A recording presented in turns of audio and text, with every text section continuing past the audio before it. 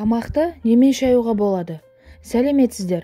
Алдарыңызда пайдалы кеңес арнасы. Видеомды бастамас бұрын лайк басып, пікірлеріңізді қалдырып, тіркелулеріңізді сұранамын. Күздің алғашқы айымен бірге суық тигізіп алу қаупі де ере келеді. Түшкіру мен жөтелді түрлі ерітінділермен тамақты шаю арқылы кетіре аласыз. Көп жағдайда инфекция адам ағзасына тыныс алу жолдары арқылы түседі. Бастапқыда ауыз қуысымен тамақтың ішіне болатын инфекцияны шайып шығаруға болады. Тек ауыз бен тамағыңызды немен шаятыныңызды тыңдап көріңіз. Фурацилин. Танымал фурацилин дәрісінің 1-2 данасын 1 стакан жылы суға ерітіңіз. Фурацилин ауыз бен тамақтағы бактериялардың көбеюін тоқтата алады. Оның микробтарға және қабынуға қарсы қасиеті аурудың асқынуына жол бермейді. Тұмау кезінде, суық тигенде тамақты күніне 3 рет шайғаныңыз дұрыс.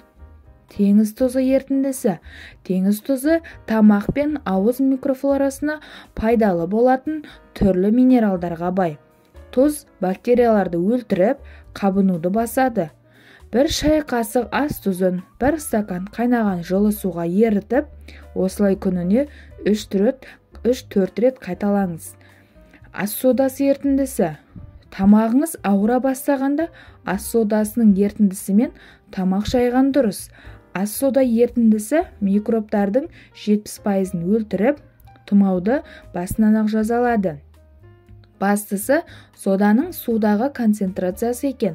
1 ас қасық ас содасын 1 стакан суда ерітіп, күніне 2 немесе 4 рет шайыңыз. Қырмызы тұнбасы. Қырмызы, яғни календула.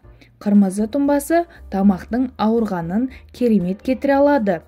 4 ас қасық қырмызының кептірілген күлтелерін қайнап тұрған суға салып, 15 минут өткеннен кейін қажет болған жағдайда тұнбаны сұйылтып, ерітіндімен тамағыңызды күні бойы 3 немесе 4 рет шайып отырыңыз.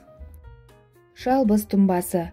Емдік өсімдіктердің арасында жалбыз антисептикалық және бактерияға қарсы қасиетке ие. 1 ас қасық құрғақ шөпті 1 стакан ыстық суға салып, 15 минуттан кейін шөпті алып, тағы да 1 стакан су қосыңыз. Осы ерітіндімен тамағыңызды күніне 2 немесе 4 рет шайғаныңыз дұрыс.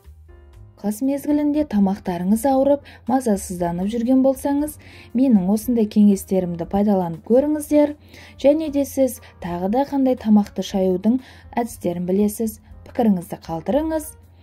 Видео ұнаған болса, лайктарыңызды басып, пікірлеріңізді қалдырып, тіркелулеріңізді сұраймын. Денсаулықтарыңыз мықты болсын.